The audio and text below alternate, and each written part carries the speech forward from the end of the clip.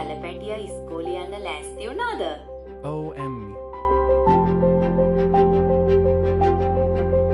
අලපැටියා ඉස්කෝලේ ගිය නිසා ඉක්මනට වට්ටක් අයියට කෝල් කරන්න ඕනි. ඔයා ඉක්මනට එන්නකෝ. ඔන්න මගේ කැරට් බබී මඤ්ඤාවා.